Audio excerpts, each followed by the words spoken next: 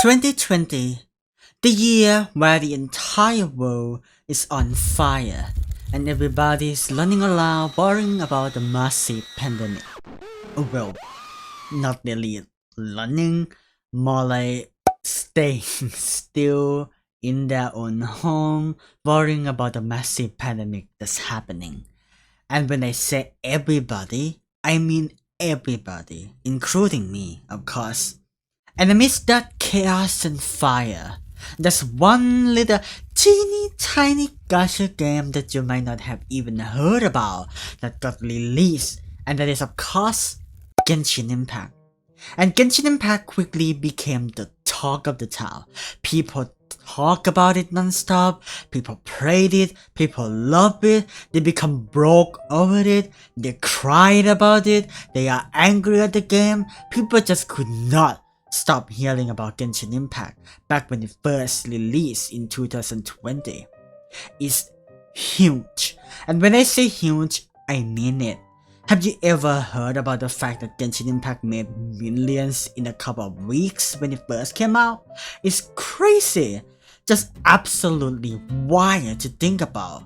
I think the combination of an anime art style and aesthetic that is already pretty popular and how good the game looks. I mean, just look at the scenery in the first area of the game. It's gorgeous. Genshin Impact just has a really good art direction that captures millions of people almost instantly. Also, the fact that it is an open world action RPG, two of the most popular genre of games of all time. And all of these are free. You can download the game and play it anytime and anywhere you like. Because Genshin Impact is not exclusive on any platform, it is on iOS, Android, PS4, PS5, and PC. There's also a Nintendo Switch version. They have a trailer about it, but you know it's been like what, 4 years now? And that Nintendo Switch have never appeared. So it's more like a myth than an actual thing now.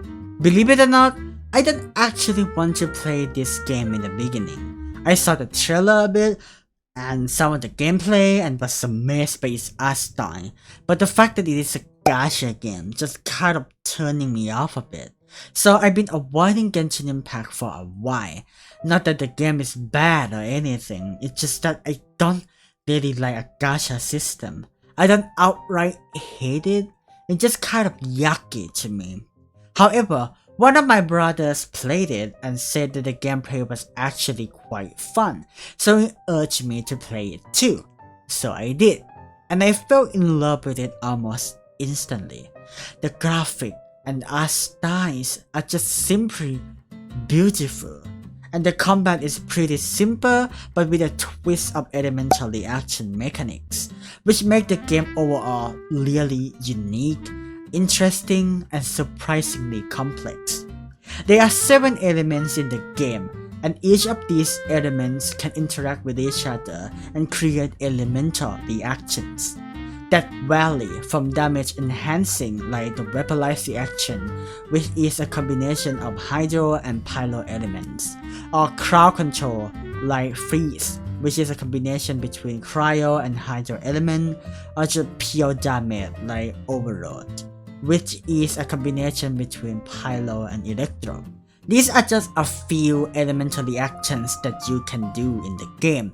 There are a lot more interesting elemental reactions that you can achieve. You can have up to 4 characters in your party that you can switch around with the press of a button, each with a different elemental skill and elemental burst. Some of the characters might have a kit that geared toward protecting their teammate, maybe through healing or shielding.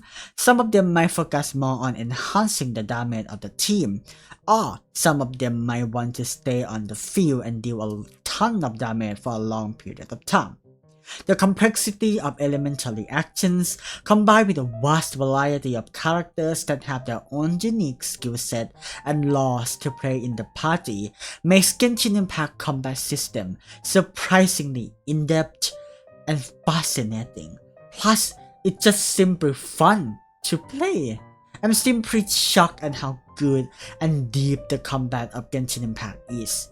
However, if you want to experience the full extent of Genshin Impact combat mechanics and want to experiment with elementary action, you need to have more characters.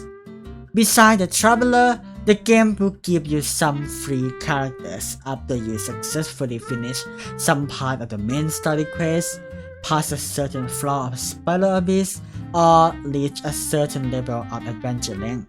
Some of these free characters are pretty good, like Qianling or Dendro Traveler, but the others are just kind of mid. Some of them are just borderline bad. So if you like to have better characters, you need to interact with the Gacha system. The Gacha system of Genshin Impact is actually not that bad compared to the other Gacha games. There are usually 3 types of banners that you can pull for: the standard banner, limited characters banner, and weapons banner.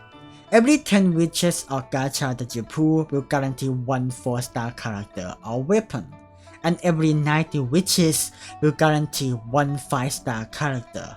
But reaching the maximum of 90 is almost impossible anyway, so you only need to reach 75 to 80 witches for a guaranteed 5-star character. But once you get the 5-star character to appear from your pool, it's not a guarantee that that 5-star character that you pull will be the one on the banner. There is a 50-50% chance that 5-star character that you get might be 5-star characters from the standard banner. And it's always heartbreaking every time when you lose the 50-50. But at least now, the next time a 5-star character appears, it will be 100% guaranteed that that 5-star character will be the one on the banner. However, the weapon banner PD system is different from that of a character banner, since there are 2 5-star weapons in one banner. They recently implemented a mechanic where you can choose one 5-star. So if you lose 50-50 multiple times in a row, the next time when this 5-star come out, it will be the 5-star weapon that you choose.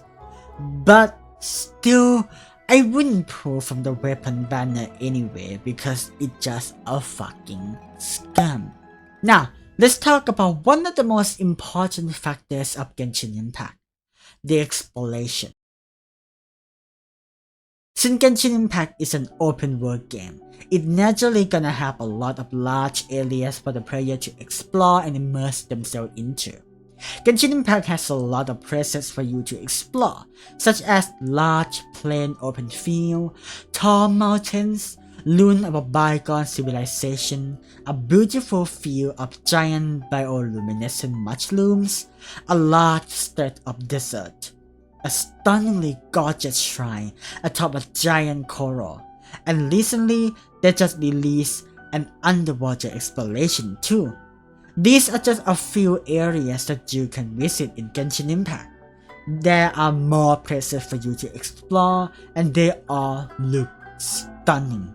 They are all so beautiful to look at, it's crazy. All of these places will have hidden chests around the area that you need to find, and when you find them, you need to do some combat or puzzle to unlock the chest. And you can also find the oculi scattered around the overworld as well. Oculi are adventure items. They are collectible orbs of elemental energy that can be offered to the corresponding statue of the 7 for rewards. These are just a few things that you can discover in Genshin Impact. Honestly, just running around exploring the vast and beautiful world of the game, killing some enemies, doing some puzzles along the way to unlock a chest and receive a reward for it, is just a fun and chill gameplay loop. The exploration of Genshin Impact is honestly one of, if not the best aspect of the game for me. Just the feeling of seeing a locked chest in the distance filled me with curiosity, and I had to go to that chest and see how I can open this chest. It's just so fun. but it can also be very repetitive and tiring, especially if the location you're currently exploring is way too big. Yes, I'm talking to you, Sumeru's Distress. But it's okay if you get tired of exploring because you don't have to do it in one sitting.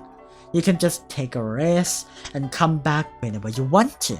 Another thing that I want to talk about is a pretty big deal, especially for Genshin Impact community as a whole, which is of course the story of Genshin Impact. I am the kind of person who loves storytelling in any game. Story is one of the most important factors in determining whether I will like the game or not. And I've been playing this game for about 3.5 years, so yeah, the story in this game is pretty good. It's not like a masterpiece level of storytelling, but it's also not bad either. It's just a good story overall. The main way for you to experience the story of Genshin Impact is through Archon Quest, which is a main quest that you will have to play in order to progress the story of the game. Genshin Impact has 7 nations for you to visit, each of them corresponding with one of the elements in the game. There are 5 nations so far in Genshin Impact, which are Mondstadt, Liyue, Inazuma, Sumeru, and Fontaine. All of them have their own story, but to be completely honest, some of the older Archon quests are just not as good as the newer ones. I'm not gonna go into details about my opinion on each of the Archon quests here in this video, but I can sum up my opinion on each of them for you. Let's start with Mondstadt, the nation of wind and freedom. As the first main area, Mondstadt naturally will have a pretty simple and straightforward story, so the player can follow along without too much info dump. Mondstadt's overall story is pretty nice. It's in the medium tier for me, nothing outstanding but also nothing bad, so basically it's fine. Next is Liyue, the nation of earth and contract. The second nation that the player will visit.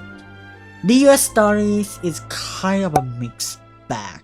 The first part of the story is kind of bad. Half of the thing in the first part of the story is basically a too long fetch quest, and then you also need to go out into the different parts of Liyue to find the Adepti, which are these mystical beasts, and all of them located so far away from each other, and you need to meet all of them, and it just took so long to find all of them. It's just so boring. However, the last part of the story is so good that I can forgive the first part of it. And then we arrive at Inazuma, the land of thunder and eternity. Inazuma Archon Quest is pretty infamous among Genshin Impact community as the worst Archon Quest in the entire game. And you know what? I agree with them wholeheartedly. Inazuma has a lot of potential to be the best storyline of Genshin Impact, but it got cut short by a really poor pacing and a rushed ending. Some of the characters and some of the factions that play a pretty significant role in the story are supposed to play a significant role in the story, just kinda don't really have much to do or just appear out of nowhere with no build up. It's just all around disappointing. These are just a few problems that Inazuma Archon Quest has. I still have a lot to say about Inazuma Archon Quest, but maybe I will talk about it in my future video. Next up is Sumeru, the nation of nature and wisdom. The story of Sumeru compared to Inazuma is like comparing a sky to a dirt. Because oh my god, Sumeru Archon Quest is good. Maybe since this particular Archon Quest is the first one that has 5 acts instead of the usual 3 acts like Mondstadt, Liyue, and Inazuma. Therefore, there's room for the story to breathe Thus, the story has a chance to shed the light onto every characters and factions that play a significant role in the story, so it can successfully explain the motive and reasons of all of them to the player without leaving anything behind, thus prevent a plot hole. Similar Archon Quest is a major improvement in the storytelling of Genshin Impact, and should be the standard quality of a future Archon Quest moving forward. Speaking of the standard quality of a future Archon Quest, we have the last destination in the game, which is of course Fontaine, the nation of water and justice. Now, I already said that Sumeru Archon Quest is good, right? But here's the thing, Fontaine's Archon Quest is low-key even better. Just like Sumeru Archon Quest, Fontaine Archon Quest also possesses 5 acts as well. Fontaine Archon Quest is arguably the best Archon Quest in the entire game. And when I say arguably, it's because both Sumeru and Fontaine Archon Quest are pretty neck and neck in terms of how good that story was. But in my opinion, Fontaine Archon Quest wins by an inch, because the emotion that I felt during the last part of the story is just indescribable. Nothing will ever beat that scene. It's just phenomenal. The story of Genshin Impact might not be perfect, especially the first 3 nations, but Hoyoverse has improved the quality of Genshin Impact's story ever since, and I think that deserves some praise.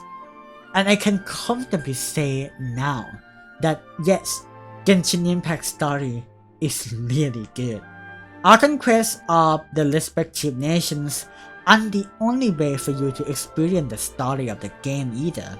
There are more Archon quests that I didn't mention that are also extremely good, like the Den Sleep quests for example. There are also story quests, which are quests revolving around playable characters, or world quests, which are quests that give insight into various locations and stories of the world of Genshin Impact, and many more quests for you to experience. Genshin Impact is a pretty special game for me.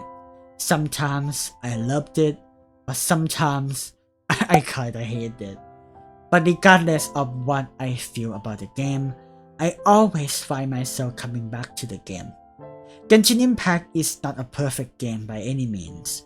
There are a lot of things that Genshin Impact needs to improve, like a new endgame content outside of Spiral Abyss for example, or improve the RNG of the artifact system, because goddamn, that is awful.